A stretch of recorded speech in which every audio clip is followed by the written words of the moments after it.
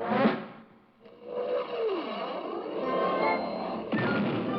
thunder of jets in an open sky, a streak of gray, and a cheerful... A loop, a whirl, and a vertical climb, and once again you'll know it's time for the adventures of Rocky and Bullwinkle and friends. Starring that supersonic speedster, Rocket J. Squirrel, with his pal Bullwinkle the Moose, and a host of others. Hurry, Bullwinkle! The show's about to start! I'm coming as fast as I can. Wave to the people! Yay! Now what are you doing? Signing autographs. Let's see. John Smith. But your name is Bullwinkle. I know, but that's hard to spell.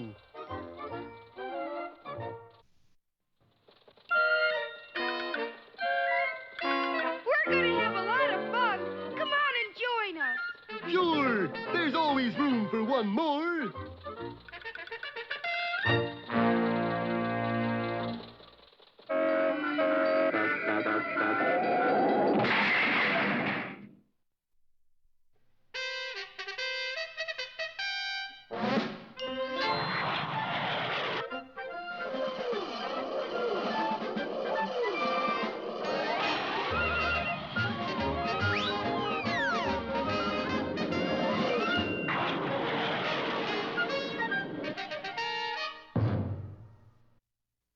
Well, Rocky and Bullwinkle's dream of getting a mooseberry bush has turned into a nightmare, for they have at last run into that legendary figure of mountain lore, the abominable Snowman. Is he following us, Bullwinkle? I'm not even gonna turn around to find out. Even Boris Badenov, who thought he had made up the Snowman out of sheer make-believe, had to admit that there was such a thing. But Boris, a live man-eating snowman, such a thing couldn't be. You give me couldn't be, he give me is. And as the four fleeing figures scrambled over the ice, the Snowman steadily gained on them. Wait, hold up. What is it, Sir Hillary? There's only one way for any of us to escape. What's that?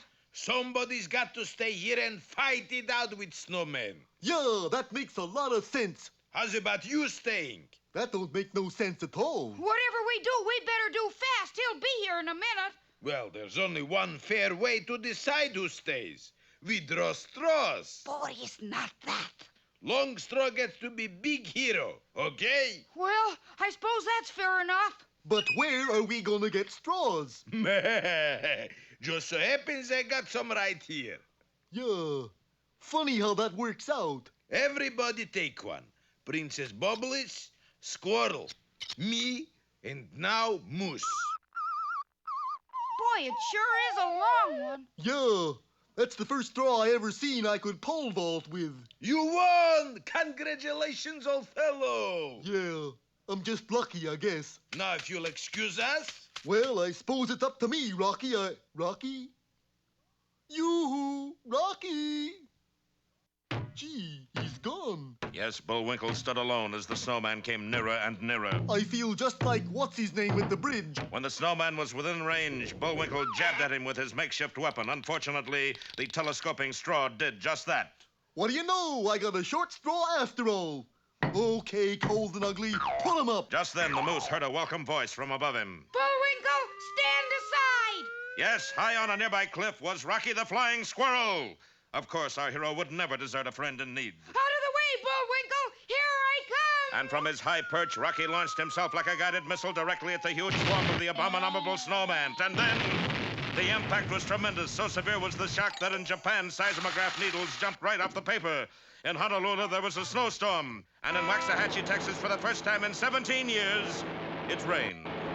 Back in Pottsylvania, Rocky pulled himself out of the snowbank and dashed to his pal. Bullwinkle, speak to me! Speak to me! Certainly, what would you like to hear? Oh, thank goodness you're okay. Oh, I'm fine, but he's having a little trouble. Sure enough, the abominable Snowman was behaving very oddly. What do you suppose he's saying? I don't know, but he's saying it in two voices. What you say to us, Snowman? I said, get me out of here. Bullwinkle, I recognize that voice. You're sure it's not just his stomach growling? Get me out of here. Bullwinkle, that voice belongs to Gidney the Moonman. Great gobs of goo, Rocky. The Moonman has been ate by the Snowman. Well, could Bullwinkle be right for the first time? And if so, what in the world can be done to go get Gidney? Be sure to see our next episode, The Moonman is Blue, or The Inside Story.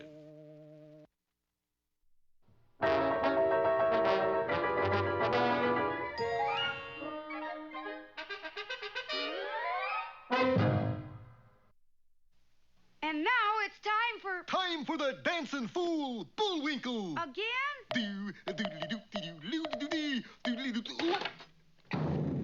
And now for one of our special fairy tales. Yeah.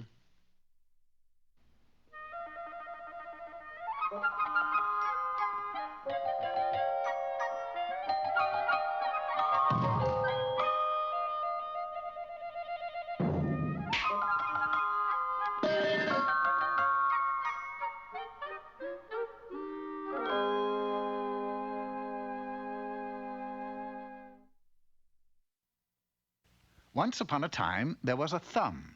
This thumb belonged to a man who lived in the kingdom of King Arthur. It was the most magnificent thumb in the land.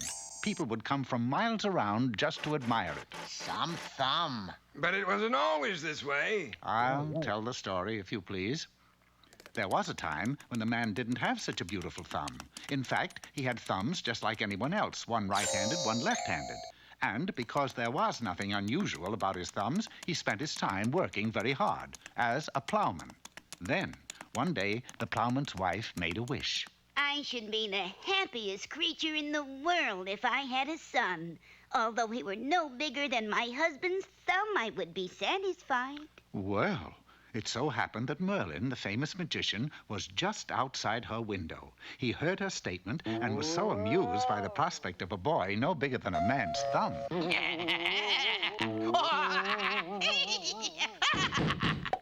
that he granted the woman's wish. Well, it might have been funny to Merlin, but the plowman was not at all amused. Just another mouth to feed.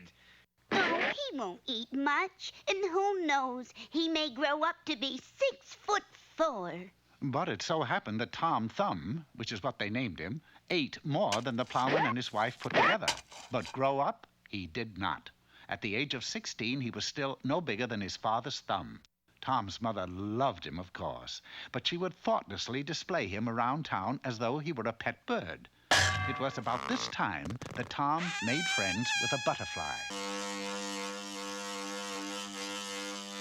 If he does that again, I'm gonna buy a fly swatter. Fly swatter? Huh. They'll never get you with any old fly swatter. It's time we split, man.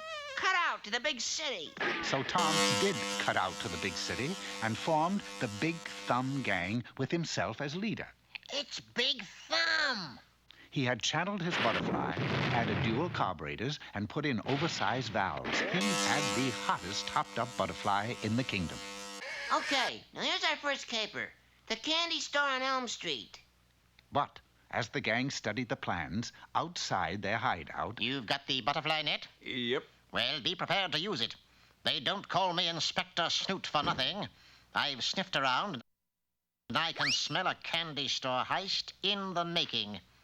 All right, men, let's go. But Tom and his gang no sooner started out than they were trapped by Inspector Snoot, and Tom ended up back in the birdcage. However, news of his plan reached the newspapers. Snoot nets Big Thumb! Juvenile delinquency gains in kingdom! And I say to you that if nothing is done about this juvenile delinquency, I demand that King Arthur himself be investigated. It's the king's fault! The king's fault. The king's fault? The king's fault. I don't know why we have to have a king like that. I don't know. I think the king is on. Merlin, come here. It's the king's fault. The king's fault. Will you stop holding there? We've got to get to the bottom of this thing. We've got to find out why the lad became delinquent. You talk to him.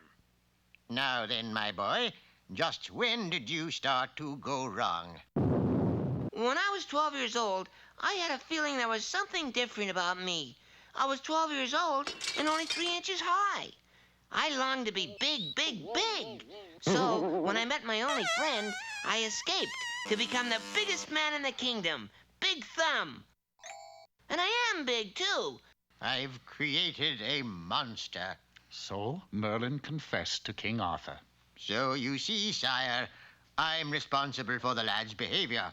Well, fix him back to normal size, Merlin. But I can't break my own spell. Spell schmell. You get him out of it or else. Merlin thought and thought, but could come to no answer until one day it struck him. If the spell says he has to be as big as his father's thumb, why not? So the next day in the plowman's house...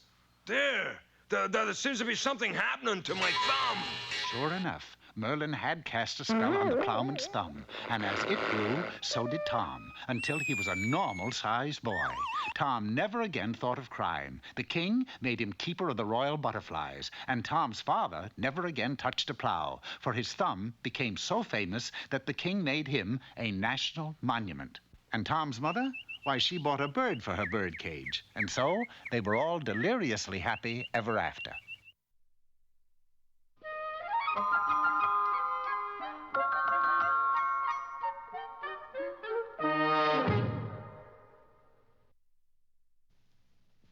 Eeny, meeny, chilly beany, the spirits are about to speak. Are they friendly spirits? Friendly? Just listen. And now for all you aspiring intellectuals, here's Mr. Know-It-All. Hello, aspirings. Today's thesis is how to cure the hiccups. Now, in order to cure the hiccups, you must first have a hiccuper. You got the hiccups, Boris? What for I got to have hiccups? So I can cure them. Oh, never mind. I'll help you get hiccups, then I'll cure them. One of the most popular ways to catch hiccups is to eat rich food. That's rich food. Looks just like chicken. It is chicken. Chicken isn't rich. Then we'll make it rich by stuffing it with dollar bills, pieces of 8, a few pieces of 9. Now, down the hatch. Splendid. Now, let me hear those hiccups. Can't. Why not? 'Cause rich food agrees with me. Another way of getting hiccups is overexertion. You all set to run? All set. Then you're off! 2 hours on the cinder path. You have the hiccups? No, but I got the Davis cup, the gold cup, a mustache cup, and the cup of coffee. When you really get down to it, the only thing that'll give you hiccups is to drink 42 gallons of milk. Bottoms up! Oh, boy. Now, let me hear what I'm after.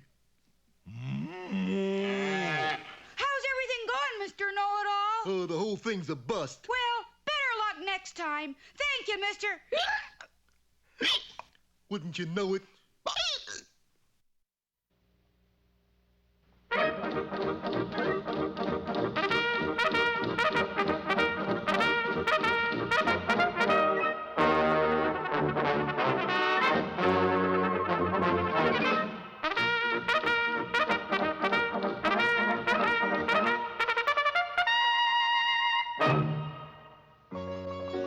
COD.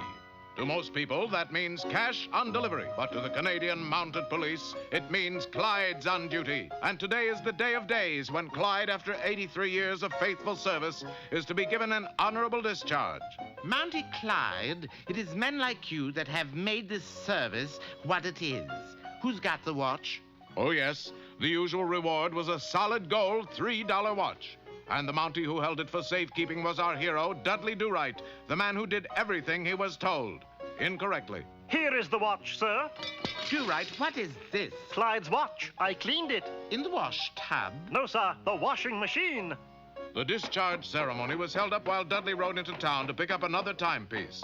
Alas, the only clock shop was a hock shop, under the larcenous operation of that notorious ne'er-do-well, charlatan, rogue, viper. Keep going, I'm in there somewhere. Snidely Whiplash. So you wish to purchase a solid gold $3 watch, eh, Do-Right? Yes, sir, and to go. Whiplash promptly displayed an armful of watches, and Dudley selected the most glittering and the cheapest. 11 cents and it's yours. But Dudley was short on money and intelligence. I'll tell you what, you've touched my good-natured heart. I'll let you have the watch if you put up collateral. Unwittingly, and that's Dudley, he signed an innocent-looking document which simply turned the ownership of the post over to Whiplash. 1 week later... Pardon me, Inspector, but why are all we Mounties standing outside the post with our bags packed? Because at 5 o'clock, Snidely Whiplash is foreclosing the mortgage on the post. Sure enough, at 4:30, Whiplash arrived, or slithered, onto the scene. Begone, do-gooders, and never darken my door again. Whiplash, you devil. Flattery will get you nowhere, Inspector. Defeated, the Mounties pocketed their pride and their meager belongings and made to depart. That's when Nell, daughter of Inspector Fenwick and post mascot, put in an appearance at the gate. Wait for me, Daddy. Gad, she moves like a greyhound. I'll tell you what, Inspector. You let me marry Nell, and you can have the post back. Never you cur. Nell is mine. But, Dudley, I think I could get to like Mr. Whiplash. You don't know what you're saying, Nell. Yes, I do. Stay out of this, Jew-Right. It's the only way we can get the post back. No, it isn't. Whiplash, how much cash must be raised by 5 in order to buy back the mortgage? $3 million and 45 cents. That 45 cents is going to be tough, but I shall do it. I doubt it, but if you do, bring it to me. Nell and I'll be waiting at the church. Dudley had no time to lose. All right, Mountie, you got yourself a deal. You and your horse jump off that tower into this bucket of water. I'll pay you $3 million.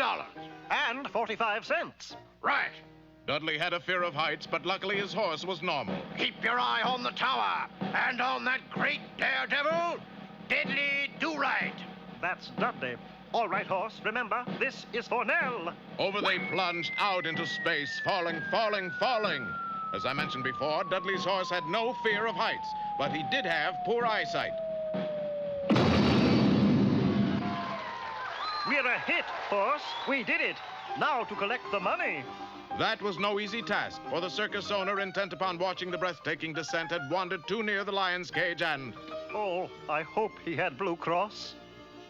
5 o'clock, the hour when Nell would be lost to him forever. Oh, if only there was some way of foiling Whiplash. If only...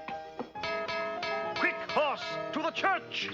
At exactly 5:15, the wedding ceremony ended. I have Nell, Inspector. Here is the deed of the post. I shall hate to call you son, Whiplash. Perhaps I can elongate it a bit and make it come out all right. Call me anything you like, as long as Nell is mine. Ah, but there you are mistaken, Whiplash. Do right, you missed the services. Tell me, sir, is the post ours once more? Till the end of time, my boy. Goody. And now, Whiplash, I have a surprise for you. Oh? What you have just married is not Nell. You've been out in the sun too long, Do-Right. Have I? I tricked you, you rascal. That's not Nell. That's my horse in an Nell suit. What? You married my horse. Prove it. I shall. Will the real Nell please come in here? All eyes gaped in astonishment as another Nell walked in. That is my horse. This is Nell. Say something, Nell.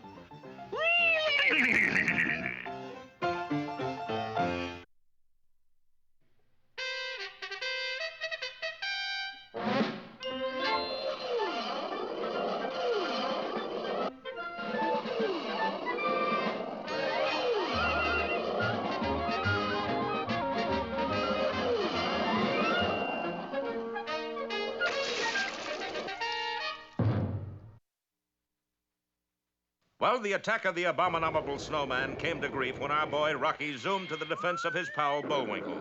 The snowman definitely came off the loser, but then both our heroes were surprised to hear a familiar voice emerging from inside the snowman.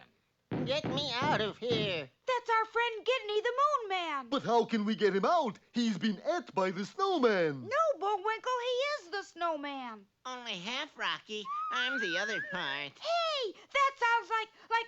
The name is Cloyd. Gee, you sure sound like him, too. Here, Bullwinkle, help me tear this cover off. And when Rocky zipped open the cover, sure enough, there were the two Moonmen, Gidney and Cloyd. Whatever were you doing in that getup? Tell him, Cloyd. Well, I thought it would be a good joke. Joke? It like to scared us out of 7 years' growth. Yeah, our two guides still haven't come back. Sure enough, Boris and Natasha were at that moment heading over the hill and into the sunset. We left Mooseberry Bush. Don't talk to me about trifles. But what we do when Central Control asks questions? What else? We look him straight in the eye and lie. But how come you're clear over here in Pennsylvania, Gidney? Yeah, last we heard you were knocking them dead at Las Vegas. That was the trouble. And as they trudged down the hill, Gidney told the boys his story. It seems that after their great success as a song and dance team, a television producer signed them to appear in a new Western show called Moonsmoke. Everything went well until the last scene in the show. Gee whiz, Marshal Moon. Here comes the Crater Kid now. Something you wanted, Crater? Yep, I'm calling your bluff, Marshal. Draw. Cloyd drew all right, but unfortunately fired his scrooch gun directly at the camera. As a result, the entire television audience was frozen solid.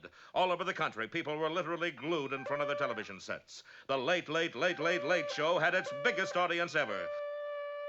Gee, then what happened? Our show was canceled. How come? With an audience that couldn't move away from their sets, they didn't need shows. You mean? Yep. Now they're showing nothing but commercials. I'm not so sure I want to go home, Rock. Oh, it's probably fixed by now, Bullwinkle. Besides, we gotta take back this mooseberry bush. Mooseberry bush? You found the last one in the world. We can make our rocket fuel. We can get back to the moon. Oh, you're just our favorite Earth people. Well, I really plan to give this bush to our government. Give it to your government. But that means we'll never get back to the moon. No, we'll never see the old home crater again. No more sitting on the porch in the evening, watching the Earth come up. Gee, fellas, I'm sorry. Oh, that's all right, Rocky. You have your duty to do. Golly, Bullwinkle, I just feel terrible about Gidney and Cloyd. Yeah, suppose we were on the moon and couldn't get back. Yeah. Bullwinkle, I'm gonna do it. Good. What? I'm gonna get the Moonman back to the moon. And let down the entire whole United States government? Rocket J. Squirrel, I'm ashamed on you. And the indignant Bullwinkle turned on his heel and walked away. Well, will Rocky, our Rocky, really fail to carry out his mission? Don't miss our next episode, Fuels Rush In, or the Star-Spangled Boner.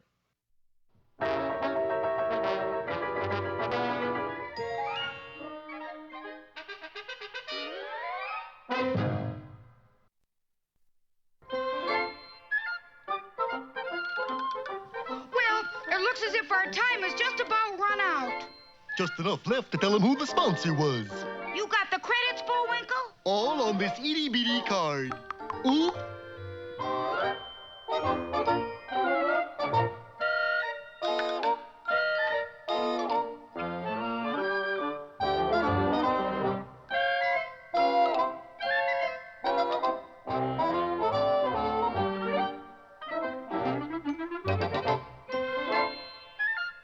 We're late again, Bullwinkle. Right. Bye now. See you next time.